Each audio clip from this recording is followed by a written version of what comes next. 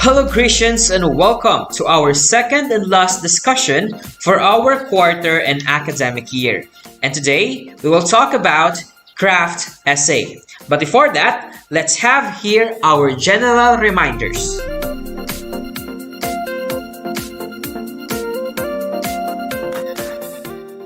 Last time we discussed how to write a drama, particularly its four main components. And now we will dwell into one of the most dangerous journey into the mind of an author. Everything has a purpose, and text is written for a purpose. Every author structures their words, text, and ideas with that purpose in mind. That is the author's purpose. And sometimes that purpose is much more harder to see. And that is where we will consider the author's purpose as we read, such as how is the info influenced? How does it impact my understanding? And do I agree with the author?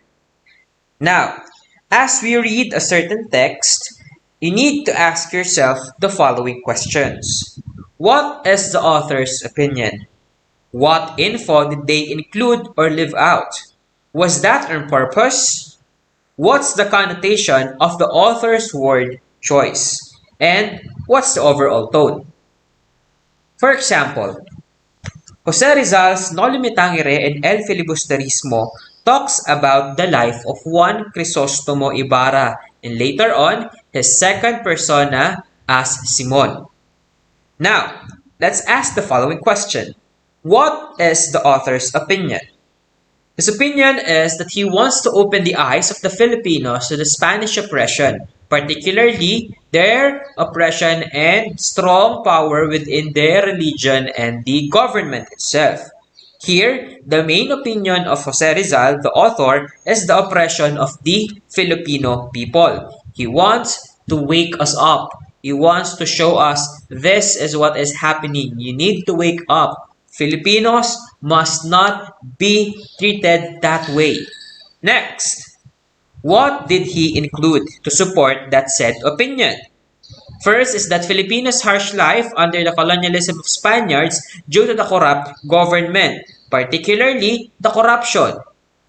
Next, what he did not include is that Filipinos' life will also be hard even if Filipinos were left to govern themselves. This is due to the fact that the Filipinos way back then have the immaturity in terms of governance. Take into consideration that the Filipino people is a part of a colony for 300 years.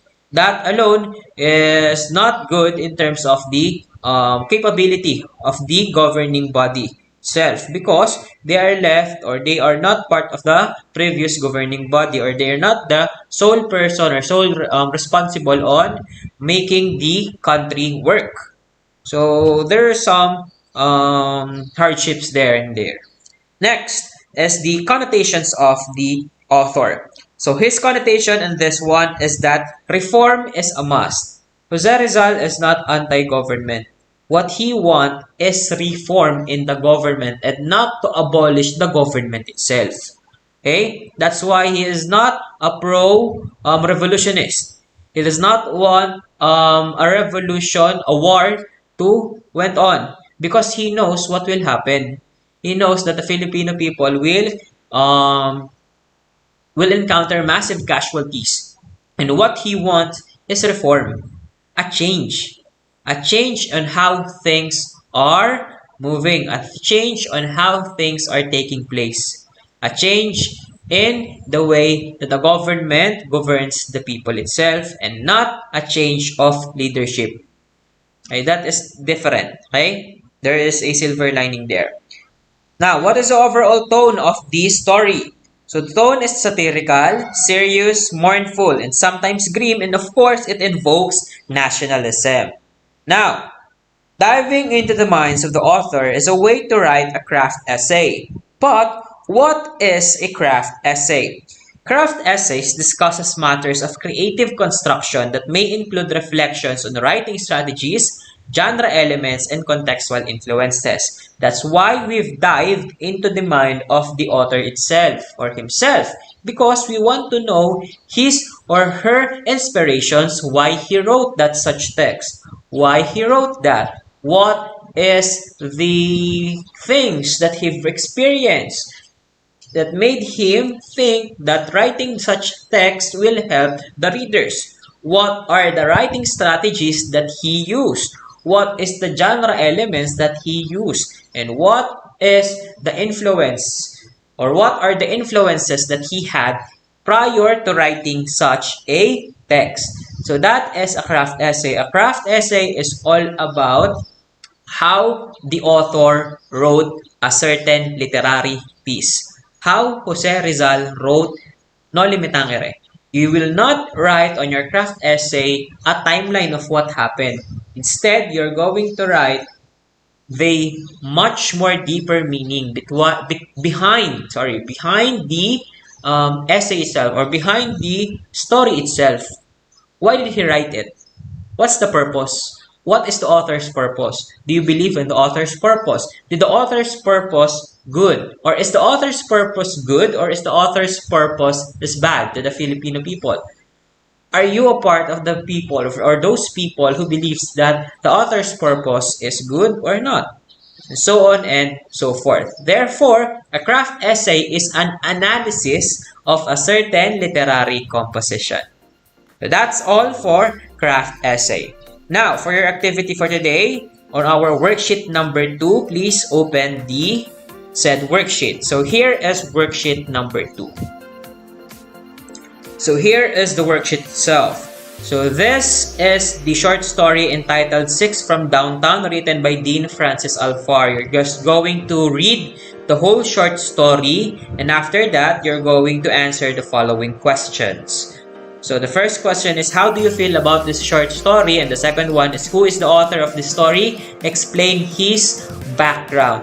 So I'm going to give you the individual assignment of your group because this short story is composed of mini short stories itself. For example, this one, the housing projects. Another one is the restaurant row. So the main topic of your group will be given on our group chat. So that is worksheet number 2. Need to answer the following question. That is the worksheet itself. That is for 10 points. Now, let's go back to the presentation. For our performance task number 2, you need to create a craft essay about the short story 6 from Downtown.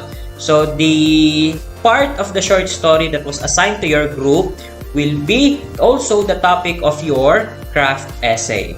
So after you've answered those 2 questions as a part of your worksheet, you're going to create your very own craft essay. Bear in mind the characteristics of the craft essay and its aims. Of course, the aim is to analyze a certain literary piece. Now, for your another worksheet for this week, you have to open the worksheet number 3, and this is worksheet number 3. So here we have another worksheet of yours, the worksheet number 3, wherein you're going to write your name, your section, and then your strand. Okay, so as a part of our discussion or as a part of our lessons for this quarter, you need to create a blog site. So by now, I would like you to conceptualize the blog site that you're about to make and complete the following details asked. So first and foremost, talk to your group mates, talk to your classmates. What will be the name of your blog as a group? Write it down there. Next, write something about the author. Since you are the author of it, you need to write something here. What will be your short description about the author? May it, for example, he is a student of the Lipa Grace Academy, having the strand of this and so on and so forth and so on. Okay? Next, what will be the main quotation of the blog site itself? Okay? Next is you need to design your blog's home interface here. Okay? So, be creative on this one. So, that is worksheet number 3. And I've already told you earlier that as a part of our lesson or as a part of our subject, as a part of our course, you need to create a blog site. So for our performance task number 3, you need to create an online portfolio with all of your previous outputs posted while applying your own ICT skills. This is the blog site itself. So underneath is a link to a sample of a blog site that I've created way back last year. So how to create a blog site? There's a lot of tutorial in the internet. I do believe that you can search your own way on how to create that one, or you can join in our Google Meet and I will show you how to do so. So that's it. That is our performance task number 2, performance task number 3, worksheet number 2, and worksheet number 3 for this quarter. Thank you so much for watching, and that is the end of our discussion for our course, Creative Writing 11. So if you have any questions, please do not hesitate to join our Google Meet. That's the end. Thank you guys. This has been such a great journey for both of us. I've learned a lot, and I do hope that you've learned a lot from me too. And students, creation writers, keep on moving, keep on writing, and keep on looking forward. Goodbye and thank you.